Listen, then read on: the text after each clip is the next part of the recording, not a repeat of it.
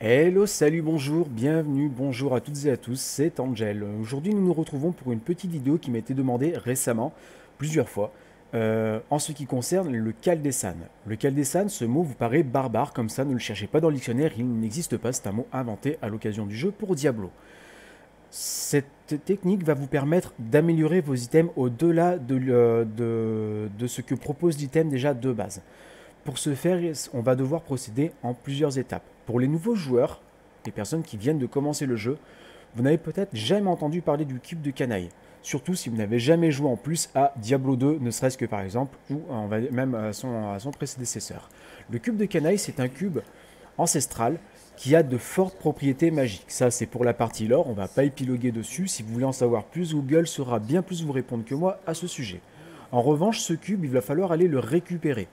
Alors, en théorie, vous parlez à Zoltunkul, qui devrait vous donner un indice, blabla, etc. Enfin bref, c'est pas très facile comme ça à reconnaître, du moins je ne crois plus, je n'en sais rien. Le plus simple pour y aller, c'est de suivre ma voie, vous enclenchez votre map, une fois sur la map, vous allez cliquer sur l'acte 3 et vous rendre sur les ruines de Sacheron. Aux ruines de Sacheron, attention, petite particularité, parce que souvent, en fait, j'ai des personnes qui partent ici, en bas à droite, et ce n'est pas du tout là qu'il faut aller, il va falloir partir en haut à gauche. Vous allez devoir explorer la première map de façon à trouver la porte pour accéder au deuxième niveau. Ne me donnez plus le nom, je ne l'ai plus en tête. J'essaierai de le rechercher éventuellement, de le corriger sur la vidéo, de le marquer en écrit si j'y pense. Euh, dans ce deuxième niveau, vous irez aussi tout au bout de ce niveau et vous trouverez une pièce dans laquelle vous pouvez trouver sur un piédestal, enfin un gros meuble, même un truc en pierre et tout, enfin, vous ne pourrez pas le louper, ce fameux cube. Le cube, je vais zoomer dessus de façon à ce que vous puissiez bien à nouveau le voir.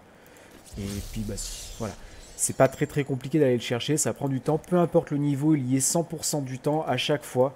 Et le cube, il ressemble à ça. Voilà, qu'on voit bien. Bah, forcément, on n'y voit pas grand chose.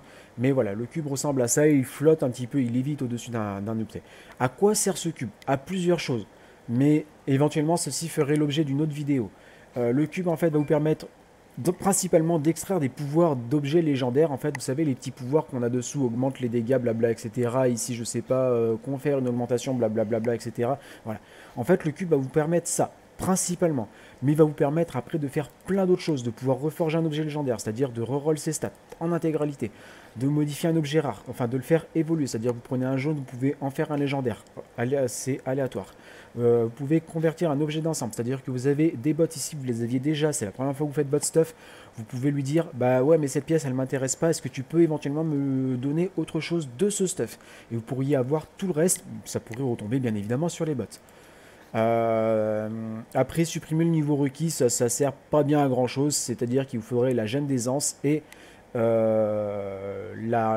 enfin l'utiliser pour la mettre dans une arme, ça supprime le niveau de portée, c'est-à-dire qu'après vous pourriez porter votre stuff en intégralité pour faire un perso de niveau 1. Ça ne sert à rien. Convertir des gemmes, c'est-à-dire que bah, vous n'avez pas ces gemmes, surtout quand vous commencez, vous achetez à l'acte 2 des essences auprès de la morveuse, c'est une petite fille qui se trouve dans l'acte 2 dans le campement. Ça vous coûtera une essence et 9 gemmes, quel que soit le niveau de la gemme, 9. Et ça vous transférera sur le niveau de la couleur de l'essence, 9 gemmes, mais dans la couleur de l'essence.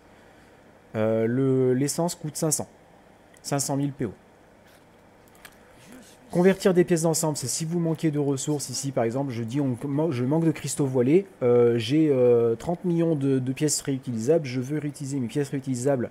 Je vais chercher un item jaune, puisque je veux faire des cristaux voilés. Je voudrais faire des poussières arcaniques. J'aurais été chercher des items bleus. Et en quel cas, je vais transférer via cette recette, parce que je vais utiliser des pièces réutilisables pour transférer sur du bleu ou du jaune. On peut le faire aussi en utilisant du bleu pour transférer sur du blanc ou du jaune. Ça, c'est pour vous présenter très rapidement, blabla, etc. La même chose encore après. Et après, vous avez la fameuse recette qui va nous permettre de Kaldessan. La toute dernière, je vais présenter très rapidement. C'est cette recette qui va nous intéresser. Pour ce faire, il va vous falloir développer des gemmes en faisant des failles supérieures. Dans un premier temps, les nouveaux joueurs, vous allez faire des failles Néphalem. À la fin, vous récupérez une clé. Cette clé, elle va vous permettre d'accéder à faire des failles supérieures. Faille supérieure, à la fin, vous arrivez, vous la faites en moins de 15 minutes. Vous pouvez améliorer une gemme de votre choix, soit une portée, soit une autre. Et cette gemme, je vous conseille moi de les monter pour faire des Keldesan au strict minimum à 80. Parce que ça prend du temps déjà dans un premier temps. Beaucoup de temps. Et qu'avant, en théorie, sur tous les persos, du moins que j'ai pu jouer, moi, je suis pas un très gros joueur. Sur tous les persos, en dessous de 80, en théorie, le Keldesan, normalement, n'est pas nécessaire. Après, c'est de la perte de temps. Et c'est un petit peu dommage, surtout quand on commence une nouvelle partie. Donc, on dit que vous avez EP une gemme à 100. Alors, je vais essayer d'en trouver une. Ou pas. Bon, j'ai pas. Mais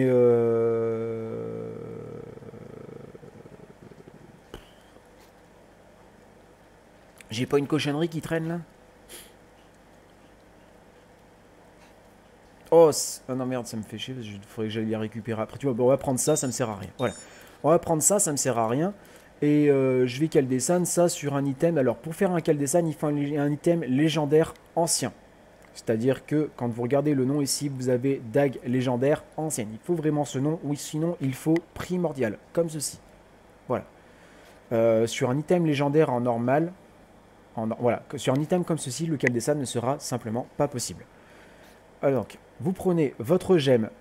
Il faudra une gemme, donc bien évidemment de niveau 80 minimum. Ensuite, après, selon ce que vous voulez convertir, moi pour mon DH, il me faudra du vert pour rajouter de la dextérité.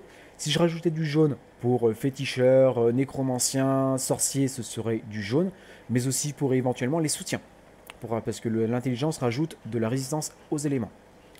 Ensuite, après, vous rajouteriez ceci, ça rajouterait de la résistance, mais ça a beaucoup moins d'impact que la topaze.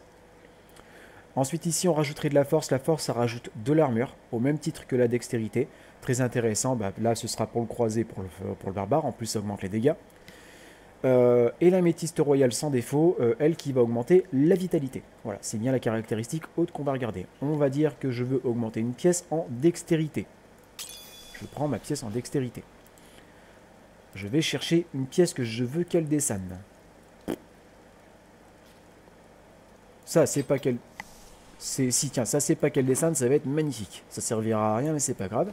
Donc, on imagine que ma gemme est niveau 80. C'est que vous voyez mal, il faut vous acheter des lunettes, c'est pas marqué 50. Je rigole, hein. Et donc, alors, vous allez déjà dans un premier temps aller chercher la recette qu'il vous faut. Hop, vous allez ici sur la toute dernière, c'est pas compliqué, vous allez au bout, page 10 sur 10. Et il vous faut un objet ancien. Cool, on en a un. Objet ancien. Ensuite, après, une gemme légendaire. Cool, on en a une. Elle est niveau 80. Si, c'est pas... Vous avez pas vu. Et ensuite, après, bah, notre item. Donc ça, en fait, je vous explique très rapidement en fait à quoi ça sert. C'est que si vous aviez une épée, au tout début, quand on a commencé les Keldesan, faire des gemmes 80, c'était pas facile. Donc au tout début, bah, quand on faisait un Keldesan sur un item, déjà faire un Keldesan en 50, on était super content. Donc c'est pour ça, en fait, il fallait minimum pour le torse faire un Keldesan 50, pour les bijoux c'était du 40, et pour l'arme, il fallait un niveau 30. Et ensuite, après, il nous faut, donc pour continuer, nos gemmes. Donc ça va nous en manger 3. Ça va disparaître. Et ici, le Keldesan, on va avoir une ligne en dessous qui va apparaître. Désespoir de Keldesan. On appuie sur le bouton transmuter. Tada! Hop, voilà, on en a perdu 3. La pierre, la gemme a disparu. En revanche, ici, on regarde. Nous avons bien une ligne en dessous qui a apparu. 250 de dextérité pour un Keldesan de niveau 50 en désespoir de Keldesan. Ce qui fait que ça m'a rajouté du dégât, mais aussi de la robustesse. Et ça, c'est génial. Et ainsi, vous allez pouvoir augmenter vos dégâts. Sachez qu'un Keldesan de niveau 80, à partir du moment où vous avez à peu près 1,7 million, 1,8 million de dégâts, va vous rajouter au minimum, si je ne veux pas raconter de bêtises, hein, mais c'est 60 000 de dégâts. 60 000 de dégâts et la robustesse, ça dépend de la tranche de robustesse que vous avez selon votre perso. Voilà. J'espère que cette vidéo vous aura aidé. Si c'est le cas, n'hésitez pas à faire un petit follow ou à vous abonner le cas échéant si c'est sur YouTube. En tout cas, je vous remercie. N'hésitez pas à venir me retrouver sur mes lives, à venir poser vos questions. A très bientôt à toutes et à tous. Une excellente fin de journée. Et en tout cas, merci d'avoir eu la patience de m'écouter. Au revoir. C'était Angel. Ciao, ciao.